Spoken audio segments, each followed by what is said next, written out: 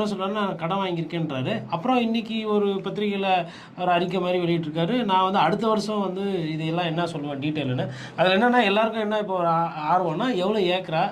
அது என்ன அப்படி எப்படி? ஏன்னா அவங்களும் எல்லாருக்கும் ஏன்னா வாங்க முடியாது. இன்னைக்கு விக்கிற விலைவாசிக்கு நிலமோ, இடமோ, வீடோ எல்லாம்.